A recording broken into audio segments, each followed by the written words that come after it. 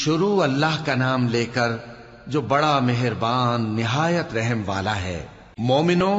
اگر تم میری راہ میں لڑنے اور میری خوشنودی طلب کرنے کے لیے مکے سے نکلے ہو تو میرے اور اپنے دشمنوں کو دوست نہ بناؤ۔ تم تو ان کو دوستی کے پیغام بھیجتے ہو اور وہ دین حق سے جو تمہارے پاس آیا ہے منکر ہیں، اور اس وجہ سے کہ تم اپنے پروردگار یعنی اللہ تعالیٰ پر ایمان لائے ہو، پیغمبر صلی اللہ علیہ وآلہ وسلم کو اور تم کو جلا وطن کرتے ہیں۔ تم ان کی طرف پوشیدہ پوشیدہ دوستی کے پیغام بھیجتے ہو، اور جو کچھ تم مخفی طور پر اور جو علل اعلان کرتے ہو وہ مجھے معلوم ہے، اور جو کوئی تم میں سے ایسا کرے گا وہ سیدھے رستے سے بھٹک گیا۔ اگر یہ کافر تم پر قدرت پالیں تو تمہارے دشمن ہو جائیں، اور ایذا کے لیے تم پر ہاتھ بھی چلائیں اور زبانیں بھی، اور یہ چاہتے ہیں کہ تم کسی طرح کافر ہو جاؤ۔ قیامت کے دن نہ تمہارے رشتے ناتے کام آئیں گے اور نہ اولاد۔ اس روز وہی تم میں فیصلہ کرے گا، اور جو کچھ تم کرتے ہو اللہ اس کو دیکھتا ہے۔ مسلمانوں، تمہیں ابراہیم اور ان کے رفقا کی نیک سیرت کو اپنانا ضروری ہے۔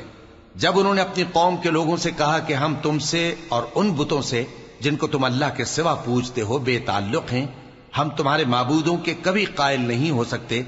اور جب تک تم ایک اللہ پر ایمان نہ لاؤ ہم میں تم میں ہمیشہ کھلم کھلا عداوت اور دشمنی رہے گی۔ ہاں، ابراہیم نے اپنے باپ سے یہ ضرور کہا تھا کہ میں آپ کے لیے مغفرت مانگوں گا، اور میں اللہ کے سامنے آپ کے بارے میں کسی چیز کا کچھ اختیار نہیں رکھتا۔ اے ہمارے پروردگار،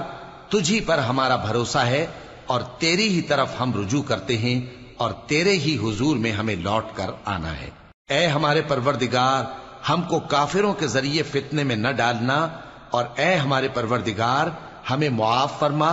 بے شک تو غالب ہے، حکمت والا ہے۔ تم مسلمانوں کو یعنی جو کوئی اللہ کے سامنے جانے اور روز آخرت کے آنے کی امید رکھتا ہو اسے ان لوگوں کی نیک سیرت اپنانی چاہیے، اور جو روگردانی کرے تو اللہ بھی بے نیاز ہے، لائق حمد و ثنا ہے۔ عجب نہیں کہ اللہ تم میں اور ان لوگوں میں جن سے تم دشمنی رکھتے ہو دوستی پیدا کر دے، اور اللہ قادر ہے اور اللہ بخشنے والا ہے، مہربان ہے۔ جن لوگوں نے تم سے دین کے بارے میں جنگ نہیں کی اور نہ تم کو تمہارے گھروں سے نکالا، ان کے ساتھ بھلائی اور انصاف کا سلوک کرنے سے اللہ تم کو منع نہیں کرتا۔ اللہ تو انصاف کرنے والوں کو دوست رکھتا ہے۔ اللہ انہی لوگوں کے ساتھ تم کو دوستی کرنے سے منع کرتا ہے جنہوں نے تم سے دین کے بارے میں لڑائی کی اور تم کو تمہارے گھروں سے نکالا اور تمہارے نکالنے میں اوروں کی مدد کی، تو جو لوگ ایسوں سے دوستی کریں گے وہی ظالم ہیں۔ مومنوں،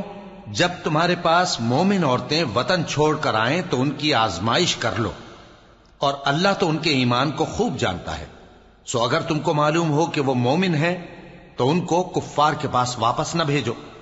کہ نہ یہ ان کو حلال ہیں اور نہ وہ ان کو حلال ہیں، اور جو کچھ انہوں نے ان پر خرچ کیا ہو وہ ان کو دے دو، اور تم پر کچھ گناہ نہیں کہ ان عورتوں کو مہر دے کر ان سے نکاح کر لو، اور کافر عورتوں کے ساتھ تعلقات نکاح باقی نہ رکھو، یعنی انہیں کفار کو واپس دے دو، اور جو کچھ تم نے ان پر خرچ کیا ہو تم ان سے طلب کر لو، اور جو کچھ انہوں نے اپنی عورتوں پر خرچ کیا ہو وہ تم سے طلب کر لیں۔ یہ اللہ کا حکم ہے جو تم میں فیصلہ کیے دیتا ہے، اور اللہ جاننے والا ہے، حکمت والا ہے۔ اور اگر تمہاری بیویوں میں سے کوئی تمہارے ہاتھ سے نکل کر کافروں کے پاس چلی جائے اور اس کا مہر وصول نہ ہوا ہو،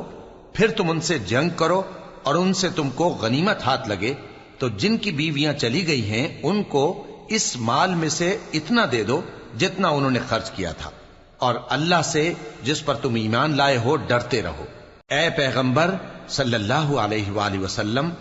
جب تمہارے پاس مومن عورتیں اس بات پر بیعت کرنے کو آئیں کہ نہ تو اللہ کے ساتھ شرک کریں گی، نہ چوری کریں گی، نہ بدکاری کریں گی، نہ اپنی اولاد کو قتل کریں گی، نہ اپنے ہاتھ پاؤں کے درمیان کوئی بہتان باندھ لائیں گی، اور نہ نیک کاموں میں تمہاری نافرمانی کریں گی، تو ان سے بیعت لے لو